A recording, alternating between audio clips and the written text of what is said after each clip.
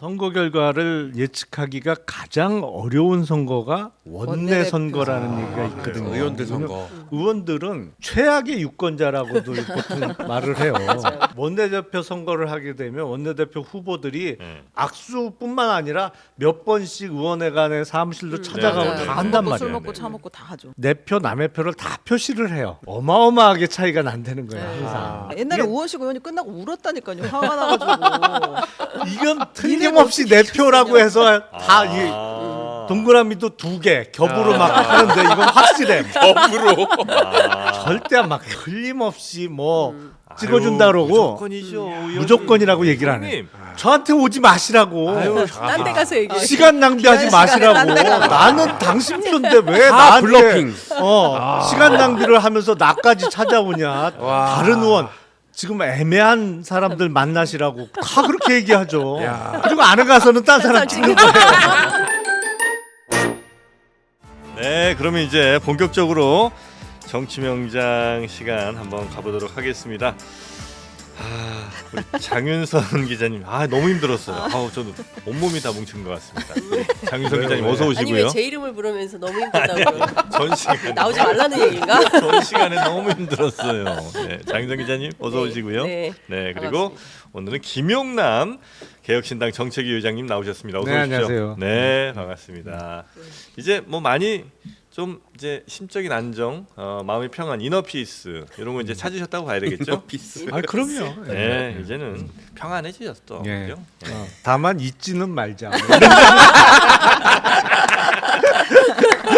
마음의 평안은 찾지만 잊지는 잊지는 않겠다. 말자. 네. 뭘 그렇게 못 잊으실까요? 네, 그거는 이제 나중에 여쭤보겠습니다. 자, 오늘 이제 뉴스 정치 관련 뉴스와 함께 쭉 두 분의 의견 한번 들어볼 텐데요. 뉴스 우리 최윤경 기자님이 먼저 좀 전해주실까요? 네. 첫 번째 뉴스. 네. 우리는 정치적 운명 공동체입니다. 어디가 공동체예요? 누가 누구와 공동체일까? 어제 윤석열 대통령이 이번 네. 총선에서 공천을 못 받았거나 선거에서 패배한 국민의힘 의원들을 청와대로 초청해서 오찬을 함께 했습니다. 이들을 격려하겠다는 취지였는데 네. 의원들 사이에서 쓴소리가 나왔고 대통령은 제 부족함을 깊이 성찰한다라고 말을 했다고 합니다. 대통령 앞에서 쓴소리만 한 거예요? 그렇게 쓰진 않았던 것 같은데요. 사실 그 심지어 갔다 온 분들 중에 네. 다들 뭐 바뀌겠냐 싶어서 아무 말도 안 하는 분위기였다는 얘기를 하신 분도 있어서 그래요? 그렇지만 쓴소리가 나오긴 어떤 나왔다. 얘기 주로 나왔습니까 혹시? 뭐 좀 제가 구체적으로 얘기하나요? 최재형 의원이 네. 지금까지 해온 모든 것들을 바꾸고 고쳐보겠다는 각오를 해야 한다. 네. 이렇게 얘기했고 서병수 의원도 당에서 소외되고 거리가 있던 사람들도 함께 끌어안아서 외연을 확장하는 작업이 필요하다. 이런 이야기들을 했다고 합니다. 제 부족함을 깊이 성찰하고 있습니다. 그래, 어떻게 바꾸실 건가요? 어떻게 바꾸실 생각이신가요? 잘 바꾸겠습니다. 대단한데요. 우리 대통령은 정말 순발력이 너무 대단하죠. 뛰어난 분이야. 자, 이렇게 이제 나왔습니다. 그러니까 우리는 운명 공동체라는 표현은 윤석열 대통령이 한 표현이잖아요. 발언이잖아요. 근데 그 자리에 모인 사람들 중에 정말 내가 윤 대통령과 운명 공동체다 아니면 운명 공동체가 돼야겠다라는 마음을 먹은 사람이 누가 있었을까요? 왜 이분들 다 공동체라는데 왜요? 운명 공동체라고 할 때 섬뜩했을 것 같기도 아니 하고. 그러니까 아니 정말요? 이러면서. 그 속으로 다 그렇게 생각했을 것 같아요. 그랬을 것 같아. 아니, 저한테 왜 이러세요? 내가 뭘 이게 웬 물귀신 작전이지? 이렇게 어디 들어가서 이렇게 나가는 문 잠궈 놓는 그런 멘트군요. 우리는 운명 공동체다. 아니 그 말에 공감하는 사람이 그 자리에 있는 사람들 중에 글쎄 그동안 뭐 이른바 찐윤이라고 그렇게 막 본인 스스로도 찐윤이라고 외쳤던 사람들도 속으로는 그런 생각을 할까요? 안 할 것 같은데요. 그래요? 네. 근데 사실 네. 운명 공동체야. 딴 맘 두면 큰일 나. 그 협박입니까? 당신들 정신 좀 똑바로 차려. 나 아직 임기 3년 남았어. 그런 의미로. 조심하세요, 여러분. 핵심은 저는- 여기 의원이라는 거죠, 사실. 아하. 왜냐하면 뭐 원외에 있는 분들이 아니라 지금 현역 의원인 분들인데 낙천하신 분들이잖아요. 딴맘 먹지 마라라는 경고 아. 아니냐라는 얘기가 남은 정치권 안에서 5월에 돌고 임기가. 있어요. 그래서 남은 한 달여 정도 있는데 네. 이때 땀만 잘못 먹으면 네. 예, 바로 캐비넷이 열릴 수도 있다. 주요 표결들이 라는. 있으니까 아. 이제 그거에 대한 조금 단속이거나 뭐 호소 차원이 아니었겠느냐는 어. 이런 이야기들이 실제로 정진석 의원을 네. 비서실장에 앉힌 것도 네. 사실은 국민의힘 용이다.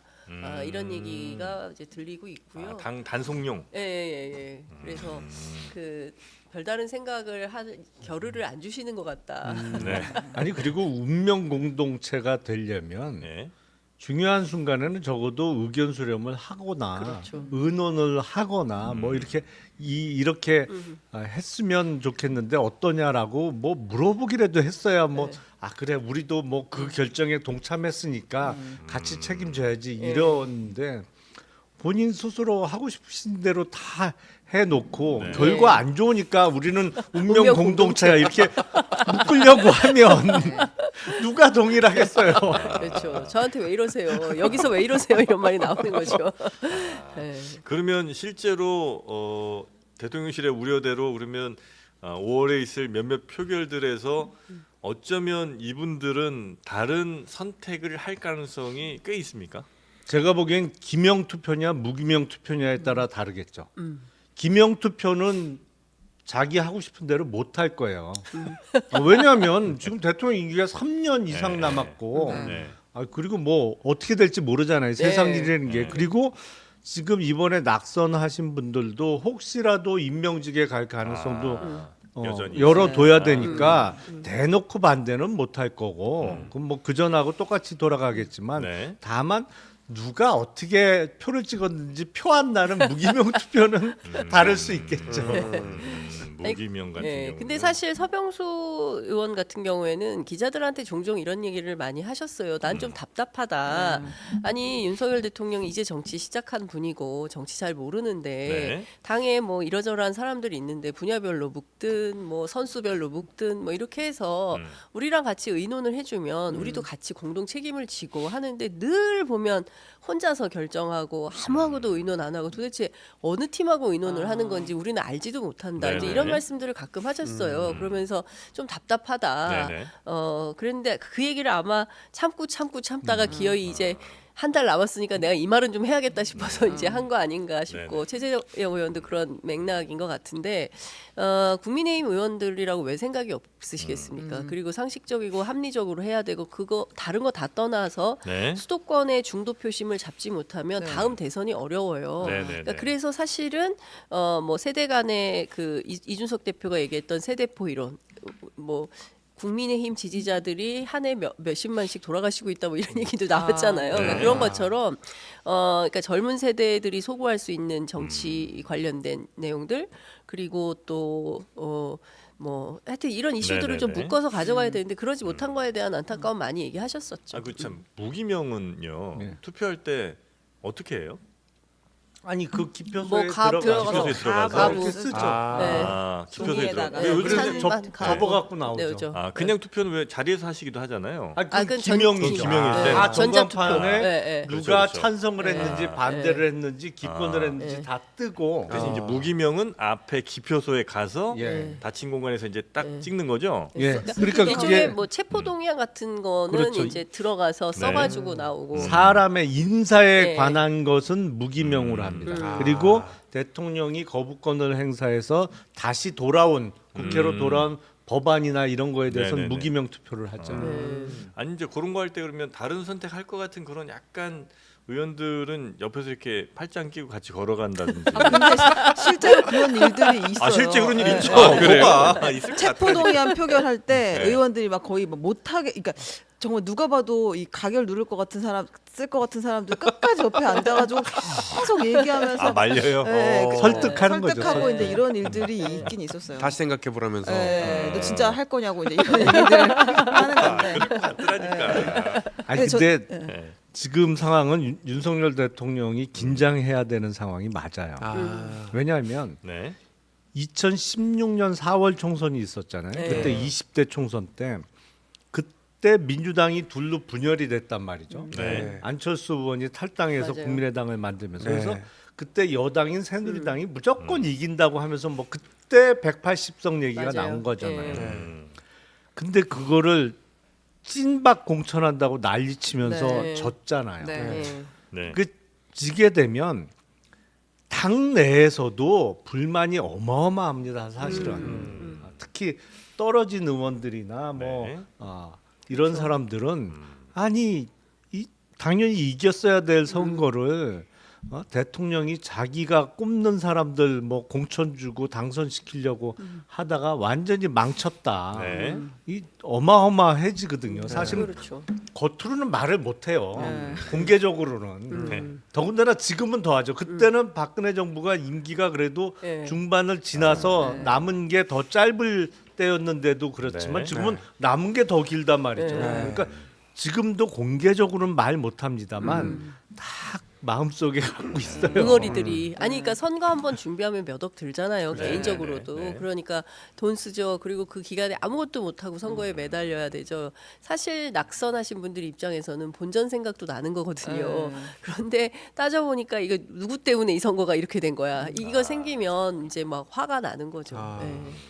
병나서 몸져 눕기도 네, 하고. 네, 네. 그 저는 근데 좀 이상한 데 꽂혔는데 네. 그 사진 보면 네. 영빈관에서 요새 계속 그러니까 청와대 원래 영빈관? 용산으로 네. 옮긴다고 한 뒤로 모든 거의 오만찬 중요한 행사들은 영빈관을 그냥 계속 쓰는 것 같아요. 맞아요. 예. 그래서 이제 청와대가 이것도 아니고 저것도 아닌 공간이 돼버린 것 네. 같아요. 이제 아. 보안은 다 해제가 됐고, 근데 네. 영빈관은 계속 또 쓰고 있기 때문에 누가 들어갈 수도 없는 상황이고, 용산에서 나중에 다음에 만약에 정권이 바뀐다거나 다음 대통령이 또 여기서 나오게 되면 용산을 그냥 쓸 것인가? 네. 그것도 또 어렵잖아요. 지금 상황에서는. 그래서 제가 보기엔 용산 다음에 어느 대통령이 뽑히더라도 지금 대통령실 위치를 계속 쓸 쓰기가, 가능성보다는 청와대로 다시 다시 들어가요? 청와대로 옮길 갈 가능성이 가능성이 훨씬 그래요? 높다고 높아 봐야죠. 보여요. 근데 네. 물론 네. 이게 다 개방이 되고 보안 해제가 됐기 때문에 네. 돌아가기도 쉽지 않은 그러니까요. 측면이 분명히 있어요. 그러니까 네. 뭐 대대적인 아. 보수를 한다든지 또? 뭘 뭐 공사비가 많이 들어갈 수밖에 없는데 네.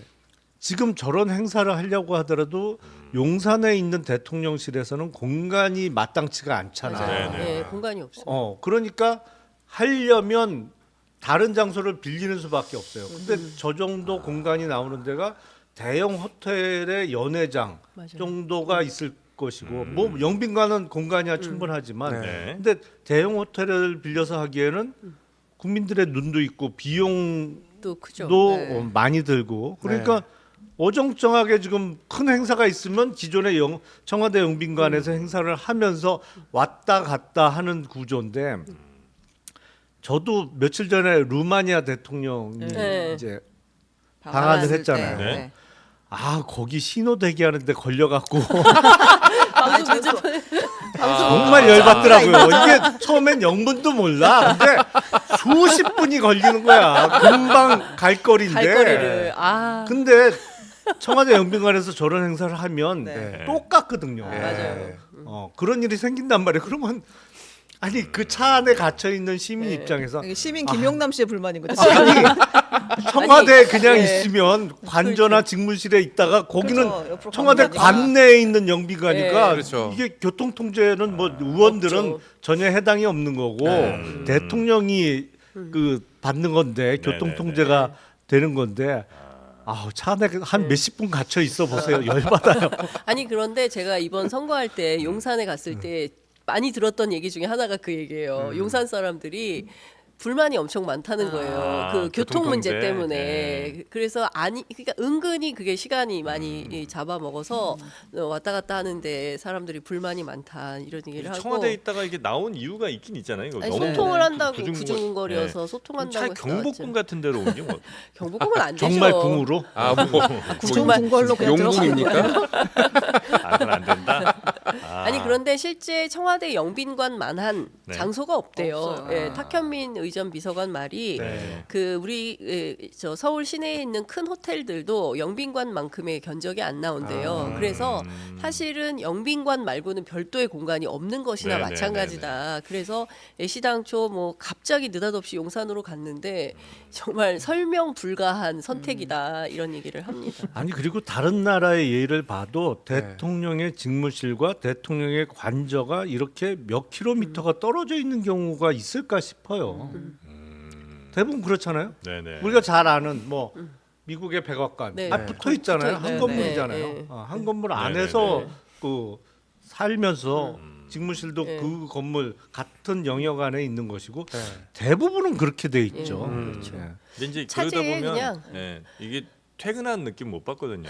아, 거기에 거기에 퇴근하고 있긴 해야 싶다. 되죠. 집과 직장이 아. 붙어 있으면 아, 출근하고 싶다, 예, 우리 퇴근하고 기자분들의 가장 큰 불만이 직주 그런 분리. 겁니다. 예, 우리 최 기자도 굉장히 불만이 많잖아요. 그 저요? 부분이. 전 진짜 행복한데. 여기 회사 바로 앞에가 집이거든요. 그래서 저는 뭐 퇴근해도 주거의 유일한 그 저는 가치는 직주일치라고 생각해서 아니 기존의 청와대 그 본관의 직무실하고 네. 대통령 관저하고 그래도 네, 걸어가려면 꽤 걸려요. 걸어요. 차제에 그냥 헌법을 바꿔서 네. 세종시로 싹 다 이사가는 아, 방법으로 예, 보내- 다 예, 어차피 지금 뭐 보안도 다 어렵고 하니까 네. 기왕에 이렇게 그것도 되면 방법이겠죠. 아이디어네요. 예, 예, 개헌해서 어차피 진짜- 개헌도 마음이 있으시다는 거 아닙니까? 네. 아닌가요? 아니 근데 저는 그건 개헌은 필요 없다고 생각해요. 아. 왜냐하면 대한민국의 수도는 서울이다라는 관습 헌법이라는 헌재 결정은 네. 저도 법조인 된 지 이제 30년 넘었는데 예. 지금도 받아들이기 어려워. 아. 그런 관습 헌법이 과연 있어? 관습헌법. 네. 아하. 그건 그렇죠. 좀 이상해요. 네. 그 결정은. 네. 대법관들은 왜 그런 얘기를 했을까? 그때 집이 헌법재판관들이 다 네. 어쨌든 수도 이전에 반대하는 논리로서 관습 헌법이라는 것을 만들어냈는데 네. 수도 이전한 나라들이 꽤 있잖아요. 네. 네, 많죠. 아니 그럼 그 나라는 관습헌법이 없었어. 아니 일단 우리나라 명문으로 헌법 안에 그 내용이 있다고 하면야 그거야 뭐 인정할 네. 수밖에 없겠지만 그냥 네. 관습적으로 수도는 서울이어야 한다는 게 관습 형성되어 있다? 아 그건 저는 받아들이기 어려워요. 네네.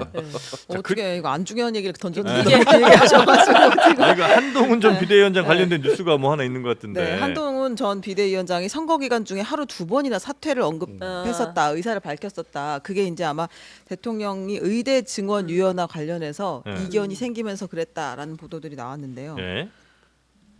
그러니까 그 한동훈 네. 비대위원장한테 네. 한동훈 비대위원장이 그러니까 나 나 사퇴하겠다. 그만하겠다. 나 그만두겠다. 라는 얘기를 두 차례나 했는데 첫 번째는 이거 의대 정원 빨리 해결해 주세요라고 네. 했는데 그러면서 안 그러면 사퇴하겠다고 했고 근데 대통령이 그날 담화를 할 때 네. 2,000명이 얼마나 중요한 숫자이고 우리가 얼마나 과학적으로 이거를 통계를 뽑아내 가지고 2,000명을 하기로 한 건지를 한 51분 정도 설명을 하셨잖아요. 네. 그 뒤로 한동훈 이제 전 위원장이 너무 절망해서 아 진짜 그만하겠다 이렇게 또 아하. 얘기했다는 취지죠. 네. 자, 그런데도 그건 이제 바뀌진 않았고, 근데 사퇴를 의견을 전했는데 그게 받아들여지지 않은 거죠. 그러니까 네, 네, 결과적으로. 일종의 그 의대 정원 확대와 관련해서 유연한 목소리를 내달라는 요구로서 네. 뭐 일종의 협상력을 높이기 위해서 비대위원장 사퇴 카드를 내밀었다고 봐야겠죠. 아. 근데 전혀 입장 변화가 없었는데 또 사퇴는 안 했잖아요. 네. 그러니까 이게 네. 협상용이었다는 게 드러난 건데 아. 한동훈 전 위원장 입장에서는 총선을 내가 정말 책임지고 지휘하게 하려면 나에게 좀 룸을 열어줬어야 되는데 전혀 그런 거 없이 그 가장 그때 중요한 이슈였던 의대 정원과 관련해서도 확관 기존 네. 입장을 재확인하는 담화까지 해놓고 어쨌든 선거는 참패를 했는데 그 책임을 나한테 다 뒤집어 씌우는 게 과연 맞냐 그 얘기를 하고 있는 거죠 지금. 네, 네, 네. 네, 네. 그러니까 내탁 공방 하고 있는 거예요. 네. 이거 이번 선거 책임을 둘러싸고 여전히 해결되지 않은 누구 책임이냐, 이게 한동훈 책임이냐, 윤석열 책임이냐, 뭐 이걸 가지고 서로 갈등하고 이게 여태까지 가만히 있다가 이제 나온 거잖아요. 네. 네 차례 사실상 도합 4번 정도 그만두겠다는 입장을 표명했다. 그러니까 최근에 이제 한동훈 위원장 오찬도 거절을 했는데 네. 그 오찬 거절하기 전에 사실상 그 비대위원들하고 만찬은 했었다는 네. 거잖아요. 네, 네, 그러니까 네. 이런 행동들이 한동훈 위원장의 정치 행위에 어떤 그 함의가 포함된 거냐. 사실은 대통령하고 결별 수순이냐 아니면 여전히 그는 대통령의 아바타인 거냐. 이제 이걸 가지고 기자들 뭐 평론가들이 많은 얘기를 하고 있으니까 저는 손절각으로 얘기를 한 번 더 한 거 아닌가. 손절각. 예, 저는 그런 생각이 좀 들더라고요. 이게 이제 예. 한동훈 위원장 측에서 나오는 이야기들이기 때문에 네. 이 말을 하고 싶었고 사실 그렇죠. 갈등이 있었고 네. 나는 해보려고 했는데 대통령이 네. 안 받아줬어라는 걸 계속 지금 그렇죠. 알리고 싶은 윤석열 거잖아요. 대통령 당신 책임이에요. 이 말을 하고 싶은 거죠. 아하. 사실은. 네.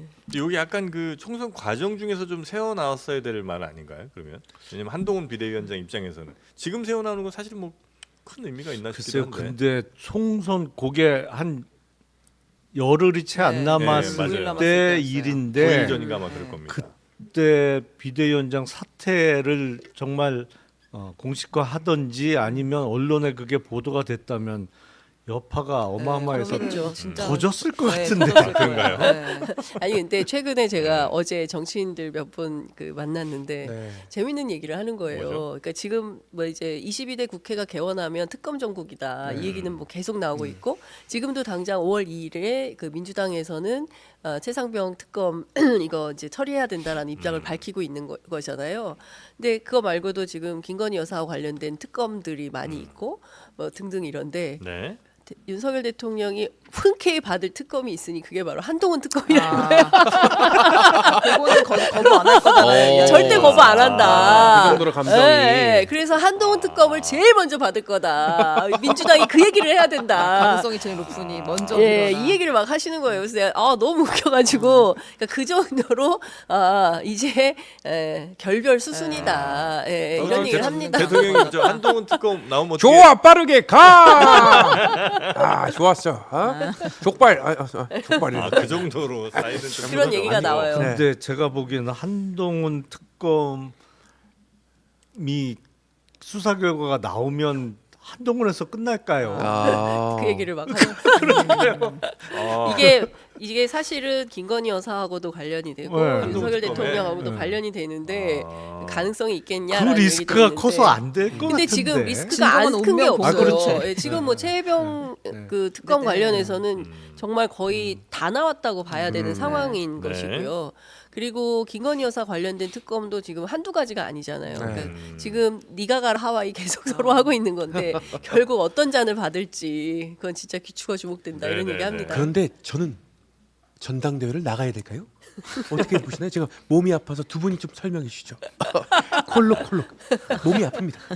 한동훈 비대위원장 어떻게 당 대표 같은 거 나가야 될까요? 어떻게 해야 될까요? 근데 이번에 전당대회 출마를 안 하면 네. 공백기가 너무 길어질 수밖에 없어서 잊혀질 거려.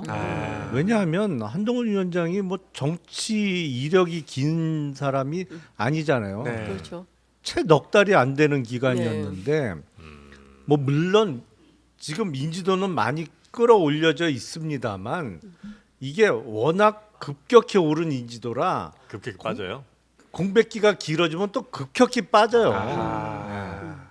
그래서 전당대회를 건너뛰기는 저는 어렵지 거다. 않을까라고 이제 생각합니다. 뻔히 이제 공격은 야 어떻게 총선 진 저 대표가 그렇죠. 또 나온다는 얘기야 말이란 이거 많이 받을 텐데 그럼에도 불구하고 나오는 게 아마 더 좋을 것 같다는 말씀이신 것 같고요. 우리 근데 기자님 두 가지 고민이 있는 것 같아요. 예. 하나는 한동훈 위원장 입장에서는 마지막에 이 선거 누가 책임 있냐 했을 때 본인 책임이라고 했잖아요. 그렇게 네. 정리는 했잖아요. 네. 그림을 그렇게 만들어서 책임 있는 사람이 바로 그 전당대회에 출마해가지고 대표하겠다고 하면 힘이 실리겠냐. 그리고 내부에 한동훈 위원장 덕에 이번 선거 잘 됐다보다 한동훈 위원장 때문에 이번 선거 어렵게 됐다라는 여론이 많기 때문에 물론 인기는 있지만 네. 여전히 그 국민의힘의 차기 대선 주자 1위를 달리고 있긴 하지만 네. 지금으로선 좀 어려운 거 아니냐 이제 이런 생각이 하나 있는 것 같고요. 네. 또 하나는 대통령하고의 관계가 아직 청산되지 못한 것들이 좀 있나 봐요. 그러니까 세게 각을 세울 건지 아니면 그냥 대통령하고 모든 것을 뜻을 함께하면서 풀어갈지. 근데 지금 최근에 몇 가지 행보를 보면 이제 결별로 이제 정한 것 같아 네네. 보이는데 저는. 근데 이제 내부에서 관계자들이 그런 고민을 하더라고요. 얘기를 하면서 어떻게 하는 게 좋을까 뭐 이런 얘기를 하는데 실제로 아직 결론을 낸 것 같지는 않은데 일각에서는 또 아니다. 이번에 반드시 나온다. 예, 나와서 정치력을 보여줄 거다. 뭐 이런 얘기도 하고 그럽니다. 만약에 근데 한동훈 비대위원장이 다시 나와서 대표가 되면 거의 야당 300명 되는 거 아니에요? 야당 300명? 여당 없이. 여당 아니, 그러니까 말씀이시고 각 당의 대표는 다 야당 성향이 야당 성향이죠. 되겠죠. 각 당의 대표는 다 야당 성향. 근데 동훈아 연락해라. 밥 먹어야지 우리. 밥 먹으면서 회포를 풀자고. 밥 먹기 싫다는데 자꾸. 연락이 안 돼. 이런 애가 아니었는데. 이제 한동훈 전 위원장 입장에서는 물론 그런 문제점, 네. 그러니까 총선 참패에 책임 있는 직전 비대위원장이 네네. 전당대회 바로 나오냐, 그럴 때 벤치마킹을 할 수 있는 사례가 있어요. 누군가요? 선거 참패에 있어서 물론 제일 책임이 큰 사람은 후보 본인이잖아요. 네. 이제 한동훈 전 위원장은 선거 지휘를 한 겁니다만 2017년 대선 때 당시 문재인 후보가 당선되고 홍준표 후보는 낙선했죠. 네. 본인이 스스로 후보로 나갔다가 낙선했어요. 그렇지만 바로 열리는 그 전당대회 출마해서 당 대표 됐어요. 그리고 바로 그 다음에 지방선거 지휘를 했죠. 물론 그 지방선거는 역대 최대 참패를 했습니다만 그렇지만 지금 홍준표 대구시장은 하고 계시잖아요. 제가 보기에는 홍준표 시장이 역시 고수는 고수예요. 본인에게 불리한 점을 이렇게 확 역전시키는 말로 뒤집어 버리는 네. 그런 거는 제주는. 아마 국내 최고인 것 같아요. 네. 아니 그런데 매기는 거 아닙니까? 아니 존경스러워서 하는 얘기예요. 저는 정말 존경스러워서 어떠한 역경도 뚫고 일어나서 다시 재기에 성공하는. 네, 진정성 아니 있으셨어. 이제 지금 대통령이 낙선자 모임도 하고 네. 그리고 또 이제 뭐 좀 있으면 당선자 모임도 하고 뭐 이러면서 이제 관리에 들어가는 건데 사실상 이 가운데 한동훈 위원장의 룸은 없어 보인다. 왜냐하면 한동훈 아웃 아니야? 뭐 이제 이런 얘기가 네. 나오는 이유가 바로 갑자기 이 나이 연대가 나오기 시작했어요. 나이연대. 나경원 네. 대표, 이철규 이철규 원내대표 원내대표. 설이 막 우르익고 있는 거예요. 항상 여기는 연대를 많이 해요. 네. 예, 김장연대, 아, 김나연대, 맞아요. 뭐 이런 식으로 이제 연대를 많이 한. 나연대. 그 연대 끝이 그렇게 좋진 않아요. 그런데 항상 연대설이 나온다. 이것은 대통령이 여전히 결제 도장을 찍어줘야 네. 국민의힘이 움직일 수 있는 룸이 생기는 것이고 네. 그 룸에 한동훈 위원장 자리는 없는 게 아니냐. 그래서 사실상 뭐 오늘 그냥 웃지요라고 얘기를 했지만 대표는 나경원, 원내대표는 이철규 네. 이렇게 해서 사실상 윤석열 대통령이 꽉 그립을 쥐고 남은 3년 임기 운명 공동체 네. 같이 가자 이런 선언을 네. 하고 있는 거 아니냐. 정치적 운명 예. 공동체. 그때 나경원 대표 막 나오라고 했는데 다 잘리고도 못 나왔잖아요. 결국 그때는 나경원- 결제가 안 났어요. 이번에는 사실상 결제를 해준 거 아니냐. 이제 이런 얘기가 돕니다. 나경원 전 의원 같은 경우인데 용산에서 그렇게 썩 좋아하지 않는다는 얘기가 뭐 비윤 얘기는 있죠. 있잖아요. 그런데도 예. 예. 이거- 그런데 네. 어떤 얘기가 나왔냐면 총선 직후에 이철규 의원의 주선 하에 윤석열 대통령과 나경원 의원이 만났다는 거예요. 아. 왜 만났을까? 이건 뭐 나이 사실 연대를 위한 거다. 아니 사실 보도가 확인은- 나온 거예요. 보도가 예, 나왔어. 보도가 나왔기 때문에 부부 만약 모임은 아니고 그냥 부부? 그냥 부부 동반인 대통령과 모르겠어요. 이제 나경원 예. 당선자가 예. 1대1로 이렇게 만났다. 아니요, 저기 이철규 아, 의원의 주선 하에 주선으로? 셋이 만난 거죠. 아, 예. 그렇습니까? 예. 그렇게 해서 이제 나이 연대가 아마 네. 될 것 같다. 나이 연대설이 탄력을 받고 있는 것 같습니다. 오늘 오전까지는 상황이 좀 그런 것 같은데 모르죠. 나이 연대란 말은 써도 됩니까? 유난 연대란 말 쓰지 말라 그래서. 물론 예전 얘기입니다. 형. 네. 자 그리고 너무 똑같다 근데. 정진석 네. 실장이 또 약간 좀 뭐라 그럴까 이 군기 관리라고 하나요? 네. 그런 것들을 그림을 좀 빡 나섰죠. 잡아서 네. 예. 비서들 정치하지 말라. 예. 정진석 신임 대통령 비서실장이 수석 비서관들과 가진 첫 회의에서 대통령실 혹은 관계자라는 이름으로 메시지가 산발적으로 나가선 안 된다라고 경고를 하면서 내부 기강 잡기에 나섰습니다. 말들이 조금 셌어요. 여기서 대통령실 직원은 모두 이런 국민의 명령에 순명해야 한다. 일이 되게 만드는 최종적 책임은 대통령실에 있고 우리가 이를 완수해야 한다. 거의 군대 같은 느낌인데 지금 네. 뭐 책임 우리에게 책임이 있다. 대통령실의 정치는 대통령이 하는 것이지 비서들이 하는 게 아니다. 대통령의 결정은 최종적인 것이다. 그 보좌에 한 틈의 빈틈이 있어서는 안 된다. 이런 이야기들을 했다고 합니다. 그동안 빈틈이 좀 많았다는 얘기인가요? 네. 그렇게도 빈틈이 들리네. 많은 게 보도가 막 다 됐잖아요. 네. 다 그냥 공개가 됐잖아요. 예, 예, 사실은 박영선 총리 후보설 그리고 예. 양정철 비서실장 설이 아니 아니 대통령실 대통령실 발로 나왔잖아요. 나왔잖아요. 네. 근데 그 보도를 보고 당시 이관섭 비서실장은 뭐지? 그랬다는 거 아니에요? 나도 모르는 일이 근데 그거는 이제 비선 관계자라는 게 좀 다른 관계자가 있는 게 아니냐는 의혹이 그때 그래서 있었던 아니 그러니까 거잖아요. 이제 이런 얘기가 나오는 거예요. 저는 이제 몇 가지 갈래를 나눠서 말씀을 좀 네. 드리고 싶은데 네. 첫 번째 과거에는 그러니까 뭐 이제 대통령실 청와대에서 뭐 무슨 발표를 하면 대변인 아무개가 뭐 이렇게 했다 뭐뭐라면 뭐뭐라고 했다라고 기사를 쓸 수 있게 네네네. 자료가 나와요. 네. 그런데 여기는 아무개가 발표를 하고 당구장 표시하고 관계자 발로 써야 된다라고 명시가 돼 있어요. 그러면 기자들은 관계자 발로 쓸 수밖에 없는 네. 거예요. 네네네. 관계자, 핵심 관계자 뭐 이렇게 나눠가지고 네. 쓰는 고위 거예요. 관계자. 고위 네. 관계자. 그런 게 있고 또 하나는 결국은 핵심은 소위 얘기하는 뭐 김건희 여사와 관계된 4인방, 뭐 3인방 설이 또 막 돌고 있잖아요. 이제 정리가 될 수 있겠냐? 정진석 실장이 과연 그분들을 향해서 당신들 그런 거 하지 마라거나 당신들 이번에 그렇게 또 한 번만 더 그러면 내가 가만두지 않을 거야. 당신 그만둬라고 말할 수 있겠냐? 어려운 거 아니냐? 그러니까 굉장히 범위가 넓게 군기를 잡으려고 하지만 실제 핵심이 되는 그 소위 뭐 4인방, 3인방 네네. 이런 분들에 대해서는 아무런 조치를 못 할 거다. 이제 이런 얘기가 벌써 나오는 거죠. 네. 못하는 게 위에 계신 분 때문에. 그렇죠. 예. 그래요. 네. 불가능하지 않겠냐라는 얘기가 나옵니다. 예. 아, 근데 그게 사실 비선을 네. 정리하려면 네. 그런 문제들이 그런 것부터 적시를 하거나 네. 그렇게 말했던 사람이 이번에 대통령실에서 잘렸어 뭐 네. 이런 정도가 나와야 실제로 정진석 실장이 실세 비서실장이 되는 건데 그런 내용은 지금 보도되거나 확인되지 않고 있거든요. 예를 들어서 그런 자꾸 다른 짓 하는 사람을 자른다 쳐요. 네, 뭐 어떤 분이 이제 사랑하시는 분들인데 네. 잘랐어요. 그럼 이제 그 다음에 무슨 일이 벌어지는 거예요? 그러니까 자를 수가 없는 상황인 거죠. 거잖아요. 예를 들면 지금. 인사를 그렇게 하게 되면 네. 이제 그 어떤 메시지가 가냐는 취지의 그러니까 질문이신 거예요. 잘랐어요. 네. 그러면 대통령한테 압박이 들어올 수는 없을 거 아니에요. 정진석 실장도 잘리겠죠. 만약에 그런 상황이 되면 오. 그러지 않을까요? 아 그래요? 네. 그 정도로 파워가 있는 분들 아니에요? 파워가 있는 분들이군요. 로 알려져 있습니다. 로 알려져 있습니다. 어떻게 저는 이제 항상 그 궁금한 게 네. 그 안에 뭐 다른 라인이 있다 아니 뭐 다른 명을 받드는 분들이 있다 이런 얘기가 나올 때마다 어떻게 그게 가능한가? 아니 대통령이 어쨌든 다 임명하고 그렇죠. 그런 분들일 텐데 네.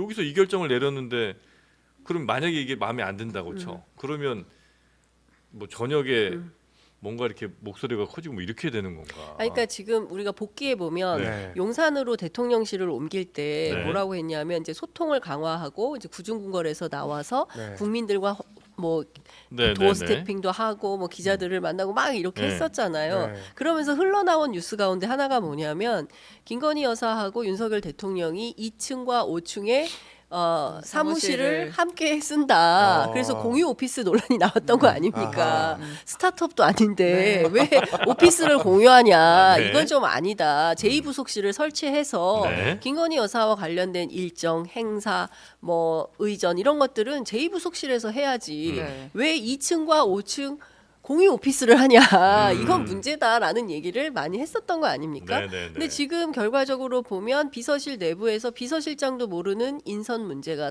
다른 사람도 아니고 총리 그리고 비서실장 아무개 설이 동시에 새벽 5시 반 6시에 나온 거죠. 네. TV조선과 YTN에 동시에 보도됐는데 그 소스가 누군지 알아봤더니 그 회사 출신 비서관들이더라. 그리고 대통령 비서실장이 그런 사실이 없다. 나도 모른다라고 했을 때 아니다. 맞다. 이게 재확인이 됐잖아요. 있어서도 안 되고 있을 수도 없는 일이 지금 대통령실 안에서 벌어지고 있는 겁니다. 그럼 이런 문제적 상황을 정진석 실장이 당신들 앞으로 이런 일 하면 큰일 나. 절대 이런 일은 없어. 안 돼. 라고 강하게 하면 문제적 행동을 했던 사람들은 정리해야죠. 예.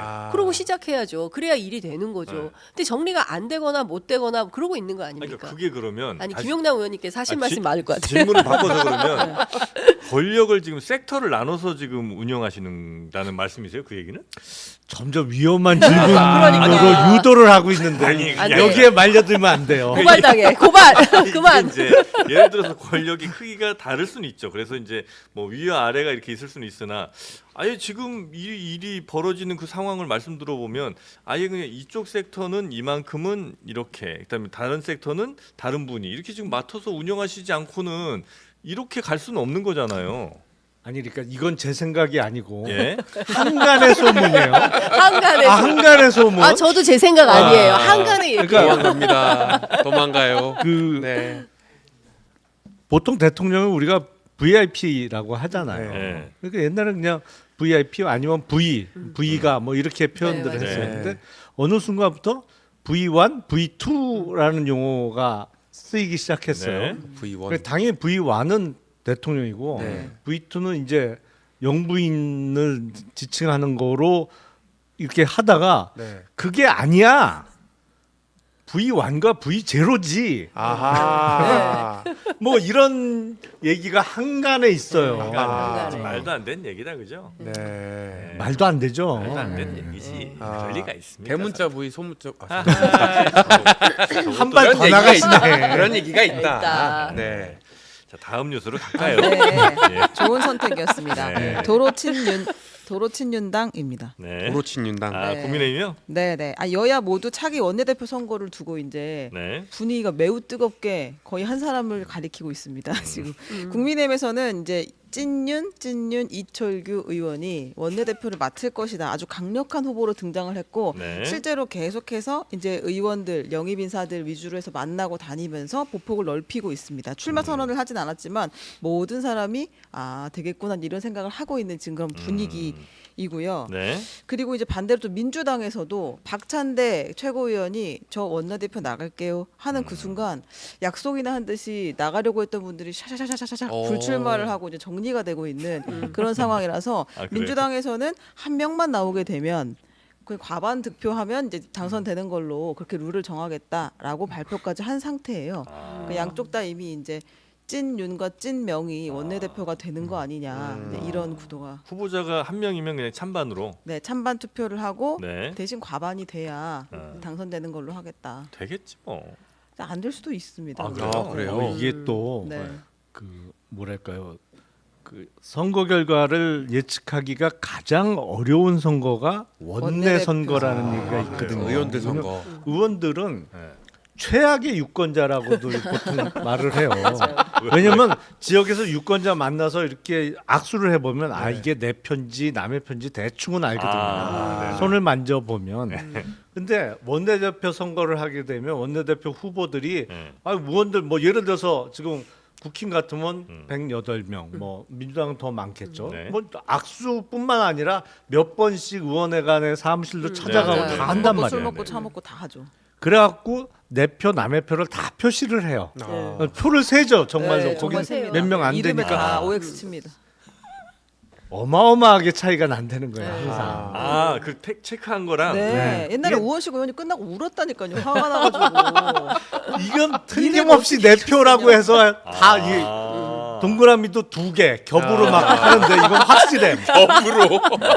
절대 안 막혀요. 왜냐면 이 본인이 선거를 이미 수차례 치러본 사람들이 포커페이스. 유권자이기 때문에 네. 틀림없이 뭐 찍어준다 그러고 무조건이죠. 의원님. 무조건이라고 얘기를 안 해. 형님. 저한테 오지 마시라고. 딴 데 가서 얘기해. 시간 낭비하지 기한 시간에 마시라고. 딴데 가서. 나는 당신 표인데 왜 아, 나한테 블러핑. 시간 낭비를 하면서 나까지 찾아오냐. 와. 다른 의원 지금 애매한 사람들 만나시라고 다 그렇게 얘기하죠. 야. 그리고 안에 가서는 딴 사람 찍는 거예요.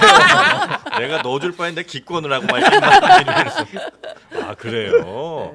아 그래서 지금 예측 나오는 것들은 사실 그 누구도 알 수 없는 상황. 아니 그런데 뭐 네. 이거는 경쟁자가 아예 없는 선거가 돼 버리면야 뭐 네. 그냥 그 사람이 될 가능성이 높긴 하죠. 근데 네.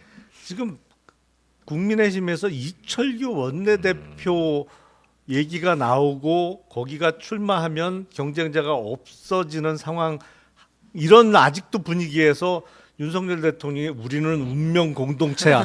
이걸 누가 동의하겠냐고요. 근데 우리도 진짜 배워야 됩니다. 이 국민들도 그냥 딱 내 표를 다 그냥 이렇게 그분들이 알아채도록 하지 말고 네. 끝까지 포커페이스로 네. 악수하면서도 뭔가 아유 최고입니다. 예, 네. 우리 의원님 되셔야죠. 이렇게 해놓고 네, 딴 딴 데 사람 찍고 예, 이런 거 연습 좀 해야 되겠어. 예. 그러니까 함부로 못 하잖아요 국회의원들한테. 아니 근데 사실 이철규 의원이 네. 다시 원내대표로 급부상한다는 것은 국민의힘은 또 윤석열 정부나 대통령은 네. 변할 생각이 없다는 거하고 아. 같아요. 그러니까 찐윤의 부활인 거잖아요. 네네. 사실 이분이 그 사무총장 하시다가 작년에 강서구청장 보궐선거를 무려 17.15% 표차로 패배하고 네. 그 선거에 책임을 지고 물러났다가 네. 18일 만에 다시 인재영입 인재영입 위원장으로 네. 옵니다. 그리고 또 이번에 조용히 있다가 자기 선거 끝난 다음에 네. 그다음에 이제 또 이제 원내대표로 나오는 건데 결국엔 그러면 대통령실 대통령실에는 이제 정진석 비서실장, 네네네. 윤핵관 술친구라는 거잖아요, 대통령의. 그리고 이제 대표적인 찐윤 정치인이라고 하는 이철규 의원이 원내대표를 맡으면 이거는 물 셀 틈 없이 윤석열 정부 스타일대로 철통방어. 그렇죠 간다 네. 이렇게 봐야 될 것 같고 네. 그리고 저는 역대 정당 어디에서도 그래도 경선을 해요. 그런데 이제 한 사람 놓고 찬반 투표하는 식으로 가는 거면 저는 이것 또한 정당 민주주의에 있어서 심각한 퇴행이다 이렇게 생각합니다. 아니 그러니까 양쪽 다 문제인데 네. 민주당도 지금 분위기가 완전히 친명일색으로 네. 그리고 당직자도 물론 그렇고요. 그래서 양쪽 당이 다 문제인데 그나마 민주당은 선거 이기고 나서 그러고 있지. 여기는 선거 깨졌는데 아니 반성한다며. 뭘 반성한 거예요? 반성한 게 그래 이철규 원내대표야? 말도 안 되는 상황이에요 진짜. 그 반성한 게 혹시 나경원 대표설은 아닐까요? 혹시? 그럴 수도 있겠네요. 신선한 발상. 마음에는 살짝 안 들지만 네. 그래서 반성의 아니 근데 제가 얼마 전에 네. 저 MBC 라디오에 갔다가 네. 안철수 의원을 만났어요. 만나셨어요? 앞서거니 뒤서거니 대기실에 네. 잠깐 뵀는데 그 얘기를 하시더라고요. 그러니까 낙선자 대회가 됐든 당선자 대회가 됐든 영남과 수도권이 함께 만나야 되는데 이번에는 아예 만나지도 않았다. 따로 했다. 그래서 그러니까 이 당의 운명이 어디로 갈 건지 사실은 좀 그런 점이 걱정이 된다는 거죠. 왜냐하면 지금 완벽하게 영남 자민련으로 묶여 있는 정당이 영남 지역당이 돼버렸어요. 네. 그러면 수도권에서 어떤 이슈와 어떻게 소위 얘기하는 중수청의 마음을 잡아서 제대로 된 보수 정당을 할 건지 이 고민을 출발해야 되거든요. 네. 그러니까 선거에서 대패를 했으면 그야말로 문 딱 잠그고 우리끼리 죽든지 살든지 끝을 내는 끝장 토론을 하자라고 해서 뭔가 어떤 새로운 아이디어가 나와야 돼요. 그리고 어떤 기자는 그런 얘기도 한 명의 어떤 완전히 제대로 똘끼 있는 사람이 나타나서 네. 뭐 이거 이대로 안 돼 막 이러면서 들이받고 뭐 이런 사람이 나와야 되는데 지금 너무 조용하다. 네. 너무 조용하고 너무 틀에 박힌 형식으로 흘러가고 있다. 이것은 변화가 없다는 건데 결국에는 대한민국 보수 정당이 이대로 그냥 침몰하는 거 침몰하게 아니냐. 되는 거 아니냐. 그러면서 이준석 대표의 부상을 얘기를 하기도 합니다. 근데 국민의힘은 그렇게 뭔가 막 좀 대놓고 막 들이받고 이럴 만한 사람이 지금 이제 안 보이는 거죠? 있나요? 다음 국회에 가봐야죠 이제. 그러니까 다 당선- 나오거나 네. 일단 그 당에서 나오거나 네. 아니면 아예 죽었거나 둘 중에 하나죠. 아예 멸종됐거나. 나오셨죠 참으로. 기억나면. 네. 용기 있게. 다음 뉴스 한번 볼까요? 아, 네. 네네네. 네. 청구서라면 조율 안 돼. 이게 지금 청구서. 영수회담 이야기예요. 네. 지금 대통령실과 민주당이 영수회담을 위한 실무회동을 계속 갖고 있는데 어쨌든 민주당은 1인당 25만 원 민생회복지원금 이 얘기를 계속 하고 있고 또 네. 최상병 특검은 반드시 테이블에 올려야 한다라고 하고 그 뒤에도 의제들이 계속 나오고 있어요. 당에서 강경파들은 다 올려야 된다고 얘기하고 또 뭐 약간 좀 이제 현실파들은 그래도 요 정도만 얘기해야지 가서 누가 김건희 특검을 들이밀면 되겠니? 이제 이런 이야기들이 네. 오가고 있는데 어쨌든 민주당에서 갖고 있는 의제를 대통령실에서 이렇게 이야기했다고 합니다. 어제 JTBC 뉴스룸에 나온 이야기가 네. 청구서인지 견적서인지 민주당의 의중을 파악하는 게 필요하다. 이게 만약에 내놓은 청구서라면 조율이 안 되는 거 아니냐? 우리가 다 받아들여야 한다는 이야기 아니냐? 이러면서 이제 불편한 내색을 했다. 지금 계속 조율 중이다. 이런 상황. 청구서냐 견적서냐에 따라 다르다. 그 견적서는 받아보고 좀 깎을 수 있잖아요. 네네네. 그런 의미인 거죠. 인테리어 네, 같은 거. 좋은 네, 평가를 뭐 줄수 이거 있냐. 너무 많아 막 그러면서 깎을 수가 있는데 네. 청구서는 뭐 이거 다 된 거니까. 네. 주세요. 그리고 안 주면 소송할 거예요. 뭐 이거니까. 아 그럼 이제 영수회담이니까 영수증 딱 이렇게 드리면 되겠네. 아, 청구서 받고 영수증. 방송 너무 드리고. 길어졌나요? 집중력이 많이 떨어졌네요. 네, 오늘 많이 네. 부단히 노력하시네요. 아유, 네. 초반부터 힘들었어요. 조경태 의원 나오셨거든요. 예. 아유. 아이고.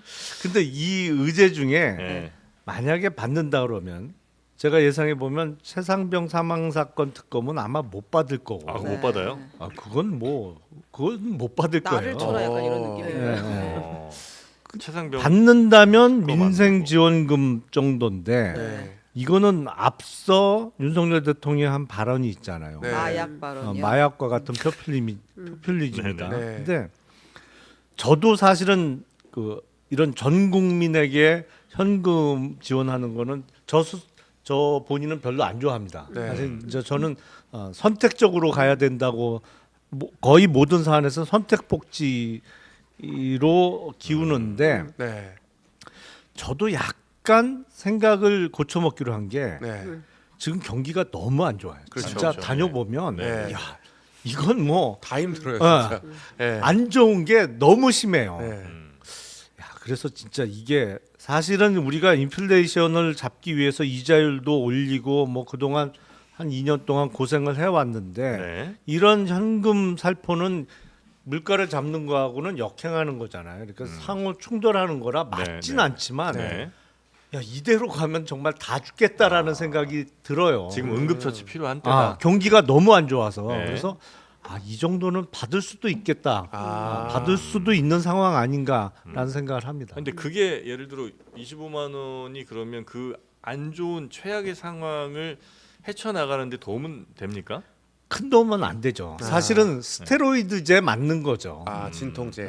그러니까 우리가 몸이 처지거나 뭐 컨디션이 안 좋으면 스테로이드 주사를 맞으면 반짝하잖아요. 네. 하지만 그거를 습관적으로 맞으면 완전히 몸이 망가지고 그렇죠. 뭐 큰일 나는 거죠. 네. 근데 정말 힘들면 어떡 하겠어요. 그거 막 2번만 네. 다짐을 받고라도 한번 맞을 수도 있는 거죠. 그 저 개혁신당은 당 입장이 정해졌나요? 그 당의 입장은 공식적으로는 안 되죠. 반대예요. 그 이준석 저희도 대표도 아마 저 이재명 대표가 윤석열 대통령이랑 뭐가 다르냐라는 얘기를 이제 하면서 그 25만 원 비판을 좀 많이 했던 것 같아서 뭐 그거 약간 입장이 다르신가? 그거는 당의 네. 공식적인 입장이고 당 대표의 입장인데 네.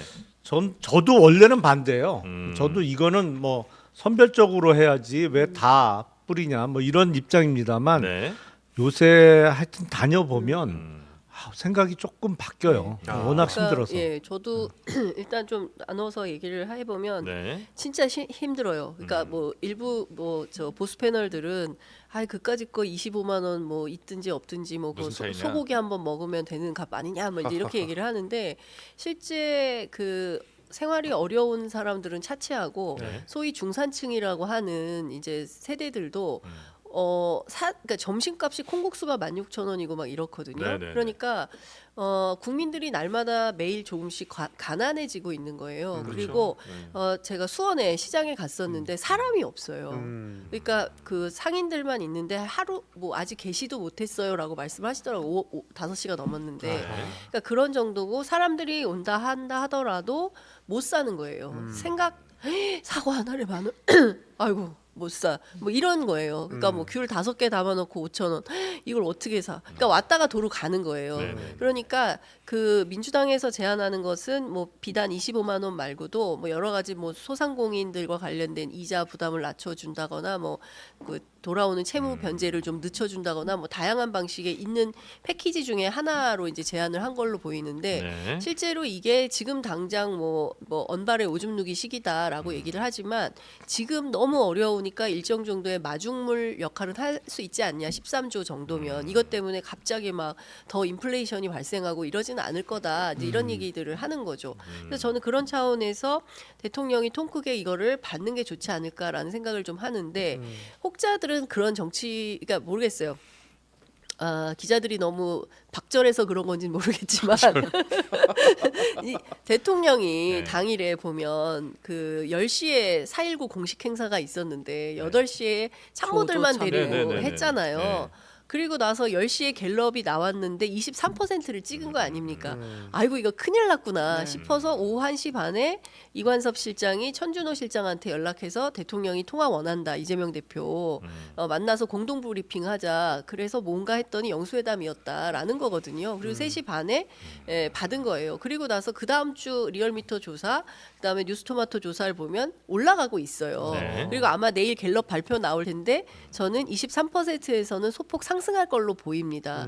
그럼 대통령이 여기에서 어떤 판단을 할까? 제가 살짝 고민을 해봤어요. 네. 아우 이만하면 됐다. 아, 30% 지켰다. 아하. 숨통은 영수회담 텄다. 물러나 예, 이런 거예요? 굳이 할 필요 있냐? 이럴 수도 있지 않을까라는 우려와 걱정이 되는 거예요. 굳이 할 필요 그러면- 있어? 일단 살았는데 한잔 하자고. 일단 말어. 이렇게 그만 좀 되는 마세요. 거야. 앉아.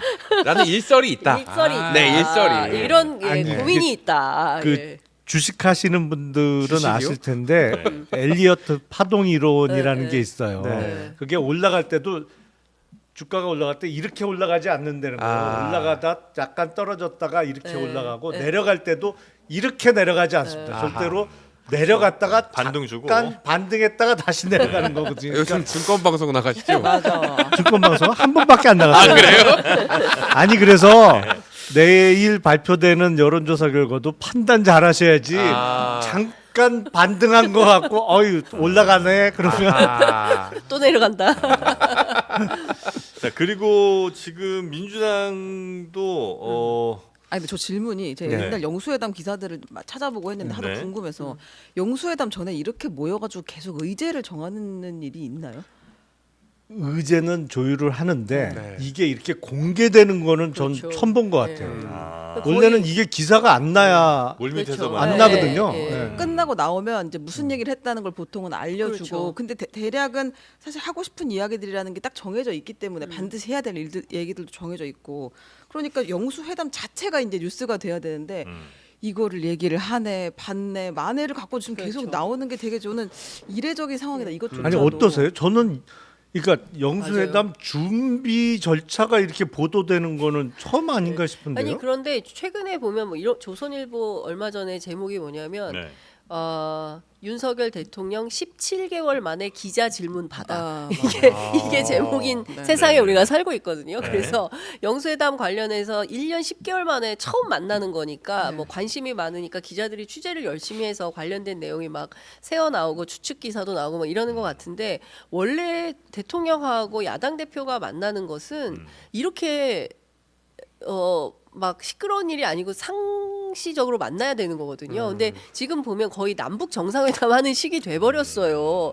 거의 고위급 회담 뭐 군사 회담 하는 수준으로 지금 돼 버렸기 때문에 네. 의제가 뭔지 어디서 만날지 어떻게 할지 뭐 메뉴는 메뉴가 제일 화려하던데.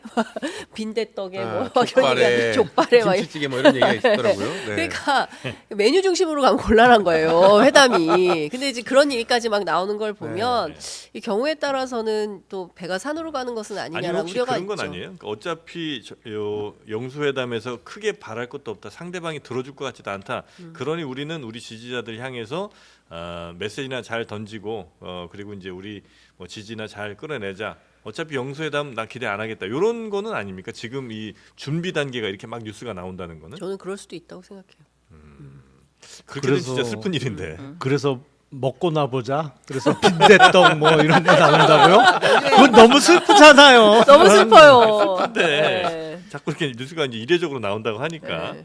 그리고 이제 민주당의 이재명 대표가 영수회담 하러 가는데 야당의 대표들과 한번 먼저 만나서 좀 조율하고 이제 큰 형처럼 가자 이런 의견이 있었던 것 같은데 그게 거절된 겁니까? 네, 조국 혁신당이 영수회담에 앞서서 범야권 연석회의를 하자 이렇게 이야기를 했는데 민주당이 이번 영수회담은 민주당과의 회담이다 이렇게 공식 발표를 했어요 브리핑에서. 그래서 조국 혁신당에서 다시 재검토 요청을 하면서 그게 참 안타깝고 섭섭하다 다시 한번 생각해서 공식적인 답변을 듣고 싶다 이렇게 이야기를 한 상태입니다. 네. 섭섭하겠죠. 왜냐하면 선거 때 네. 가보면 참 공교롭게도 네. 우연히도 너무 자주 만나요. 민주당의 지역 후보와 조국혁신당이. 그래서 서로 우리는 지지 못합니다. 막 이러면서 이제 끌어안고 네. 막 약수하고 뭐 이런 네. 장면이 많이 연출이 됐거든요. 네네네. 근데 조국혁신당 쪽에서는 민주당에서 지원 요청이 있었고 그래서 돕는다는 표현이 적절한지 모르겠지만 하여간 이제 뭐 그런 이제 현상이 있었는데 네. 이제 끝난 다음에 바로 이렇게 손절 하니까 손절은 맞아요? 뭐 안 한다고 했잖아요. 연석회의를 하거나 이러진 않는다고 했기 때문에 네. 뭐 그런 느낌을 받을 수 있겠죠. 그래서 섭섭은 할 거라고 생각이 좀 되고 그렇지만 네. 다만 민주당에서는 이런 얘기합니다. 지금은 이재명의 시간이다. 아. 지금은 이재명과 윤석열의 시간이기 때문에 이 시간은 온전히 이재명의 것으로 가져가고 22대 국회가 개원하면 6월부터는 어차피 연합정치의 판이 열릴 수밖에 없다. 네. 그때는 개혁신당도 있고 여러 정당들을 함께 해야 되기 때문에 그때는 당연히 들어올 거다. 지금은 이재명의 시간이다. 이렇게 얘기를 합니다. 저거 좀 보장해줘라. 네, 뭐 그런 얘기를 합니다. 얼마 만에 온 이재명의 시간인데 뭐 이런 얘기군요. 네, 뭐 그런 네. 얘기를 합니다. 민주당 사람들. 사실상 이재명 대표하고 조국 대표는 총선 이후에는 경쟁 관계라고 봐야겠죠. 그 그게- 대선을 향한 당장은 대선이라고 얘기하기는 좀 그렇습니다만 네. 어쨌든 야당의 정통성 내지는 정말로 주류는 누구냐 뭐 이런 걸 놓고 경쟁하면서 결국엔 그게 장기적으로 보면 대선까지도 연결이 될 수 있겠죠. 네. 그러니까 지금 조국 대표는 어떻게든 본인의 목소리를 기회가 있을 때마다 내는 것이고 그리고 총선 이후에 민주당의 입장은 거의 정리가 됐잖아요. 그러니까 원내 교섭단체 지금 20석이 있어야 되는데 그거를 10석으로 낮추자는 얘기는 그 전부터 특히 네. 소수당을 중심으로 또 민주당도 동조하는 분들이 꽤 있었습니다만 네. 그건 뭐 네, 안 될 것 택도 같아요. 없는 얘기로 정리가 됐고 그리고 뭐 이른바 의원 꿔주기나 뭐 빌려주기도 가능성이 전혀 없는 거로 정리가 됐죠. 된 것이고 네. 그러니까 원내 교섭단체는 두 개만 존재하는 네. 상황이 된 거죠. 더불어민주당하고 네, 국민의힘 그리고 이재명 대표 입장에서는 그 175대 12는 10배도 훨씬 넘는데 네. 어떻게 같이 노냐 뭐 이런 거겠죠. 그래요. 아니 근데 멘트들이 좀 그렇긴 해요. 대통령이 야당 목소리를 듣고자 하면 조국혁신당, 개혁신당 등 야당 대표와 만나는 시간을 가지면 되지 않겠냐. 이게 이제 대변인의 공식 브리핑이기 때문에 당에서 다 오케이가 나는 거잖아요. 정성호 의원도 아니 거기는 아직 국회의원 아니지 않나? 뭐 원구성이 되고 국회에 와서 역할이 시작되면 대화해야겠지만 지금은 그런 단계가 아니다라고 이제 이야기를 했으니까. 그러니까 이렇게 다른 야당들에서는 조금 듣기에 따라서는 좀 섭섭하게 들리긴 하겠네요. 그죠? 근데 국회는 의석수가 깡패는 맞아요. 그러니까 깡패요. 더불어민주당의 입장은 명백하잖아요. 급이 달라.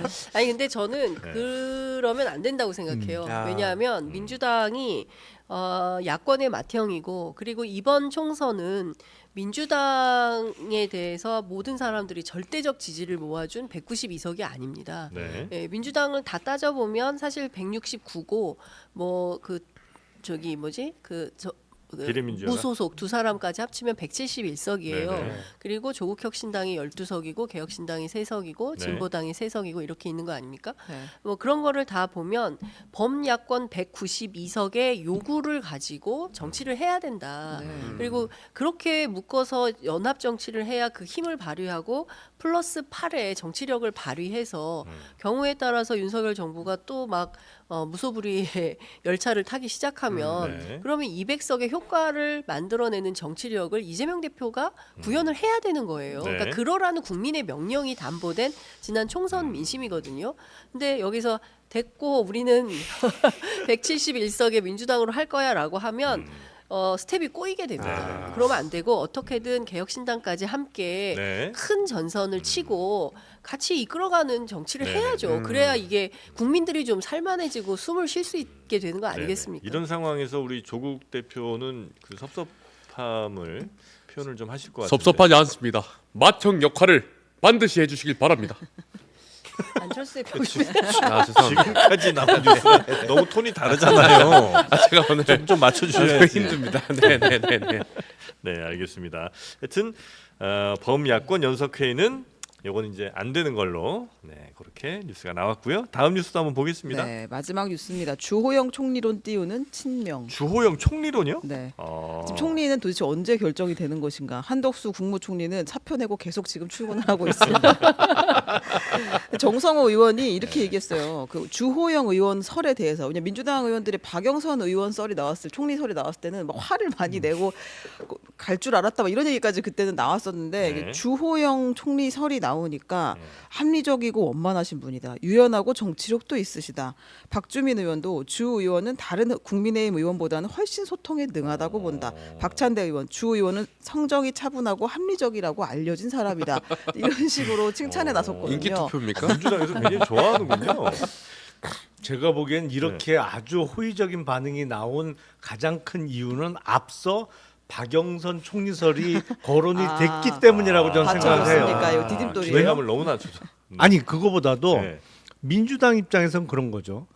이게 그냥 가능성이 제로인 게 아닌 거를 알거든요. 실제로 가능성이 있는 얘기라는 걸 알기 때문에. 네. 근데 만에 하나 정말로 박영선 총리 후보로 지명이 될 경우에 그러면 국회 동의 절차에서 민주당이 나서서 그럼 아웃을 시킬 거냐? 그것도 모양새가 참 까다롭잖아요. 근데 그럼 박영선 총리가 기용됐을 때 문제점은 뭐냐면 자칫 이게 연정으로 비춰지면서 국정 실패의 책임을 민주당이 민주당도 같이 지게 공동 되는. 부담해야 되는 상황이 올 수가 있는 거예요. 그러니까 그건 상당히 부담스럽죠. 네, 그렇다고 네, 뭐 네, 네. 대통령은 여전히 있는데 총리가 누가 봐도 민주당스럽고 민주당에서 오래 정치를 한 사람이 총리로 갔을 때 공동 부담을 지느니 차라리 국힘 출신 총리가 가서 그래 잘 되든 못 되든 그냥 국힘과 지금 정부 여당이 독박을 쓰는 구조가 낫지 민주당의 위험이 전가되는 건 원치 않을 것이기 때문에 그렇기 때문에 주호영 총리설이 나왔을 때 박수 무조건 그쪽으로 그쪽으로 밀자. 이거다. 그래서 호평을.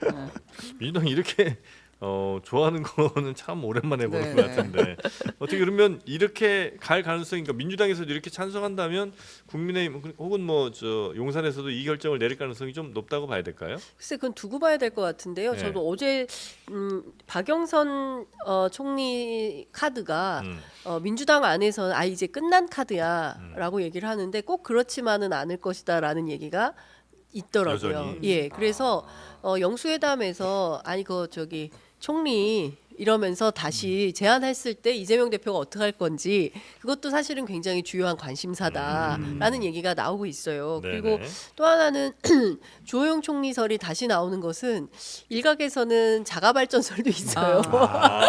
본인이 내가 원한다, 내가 하고 싶어한다라는 얘기가 있습니다. 네네네. 예, 그리고 뭐 주호영 의원님이 또 저기 뭐야 그 스님들하고 가까우시대요.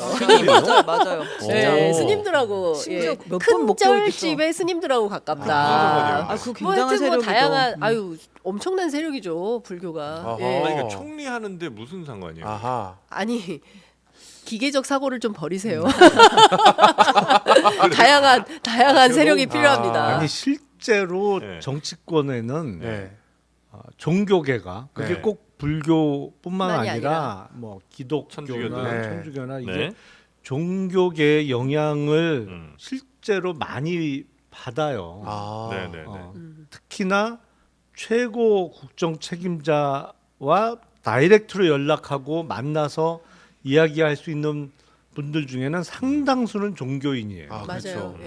예. 그래서 그 입김 내지는 네. 영향력이 어마어마합니다. 또 무시할 수 없죠. 아 그리고 생각해 보니까 그 최고 어떤 그 결정권자 이런 사람들이 다른 누굴 만나면 이상한 얘기가 나올 수도 있고 뭐 그런데 종교인들 만나는 거는 뭐 크게 문제될 건 없겠네요, 그죠? 성직자니까. 네. 아니 그리고 생각보다 자주 만나는 경우가 많아요. 종교인들하고. 네. 그래요. 그래서 그래서 교회도 갔다가 성당도 또 갔다가 갔다가 불교 갔던 국민의힘 출신 의원도 있잖아요. 네. 예. 근데 그렇게 가는 것보다 네. 보통 대통령과 네. 종교인들의 만남은 네. 그 종교 지도자가 비공식적으로 이렇게 찾아가서 만나는 그런 경우가 대부분이죠. 예. 네. 아, 대통령도 종종 이렇게 지금 만나시나요? 지금? 그럼요. 그럼요 만나시겠죠. 그럼요. 종교 아니 그래서 그게 소문이 또 쫙 퍼지면 네. 또 그 종교인께서 한동안 또 네. 이렇게 심 많이 어깨 쓰시죠. 많이 네. 힘들어가지고. 네. 그런 일들 많이 있죠. 문재인 정부 때 또 막 들어가서 미사도 직접 하시고 이런 분들도 계시고. 예. 네네네. 그 뭐 종교인들은 다양한 분야에서 네. 영향력을 발휘하시기 때문에 하여튼 뭐 자가 발전설이 있다. 네. 그래서 모른다. 결국에는 대통령의 마음 속에 네. 총리는 누가 좋을지 이럴 수도 있어요. 이재명 대표한테 아이 뭐 누가 좋은지 한번 추천 좀 해보세요. 뭐 이럴 수도 있을 것 같아요. 없겠지만 안 그런 얘기도 있다. 네네네. 그러니까 역설적이죠. 그러니까 자당 출신은 절대 안 안 돼. 돼. 그리고 하당은 오케이. 대통령은 저 종교가 어떻게 되시죠? 저는 그 혹시 아내분이 종교인가요? 어이구. 아내 사랑이 너무 아니, 지극하셔서. 영진 씨, 네. 그냥 하고 싶은 말 하세요. 아니, 궁금해서 여쭙는 거예요. 저는 진짜로. 네. 그 종교가 윤석열 대통령 종교가 어떻게 되시죠? 특별히 뭐 이렇게 네. 많이 어디 다니시는 아니, 건 잘 뭐 못 그 본 것 같아요. 교회를- 교회 쪽인가요? 네. 아니 교회를 다녔다. 네. 어렸을 때. 네. 그래서 교회도 가서 또 뭐지 예배도 드리고 했잖아요. 옛날에 그 성경학교도 제가 갔고 우리 와이프는 구약을 다 외워요. 아 그렇습니까? 그렇습니다. 네. 참 이거. 현재는 근데 특별히 어디를 많이 집중적으로 가시진 않는 모양이군요. 아니 뭐 절도 가고 교회도 가고 아, 성당도 다양하게. 가시고 예. 부활절에는 교회와 성당을 가시고 네. 또 4월 초파일에는 또 네. 절에 가고 뭐 이런 거죠. 뭐. 네. 네. 자 여러분 댓글 조심해서 남겨주시기 바랍니다.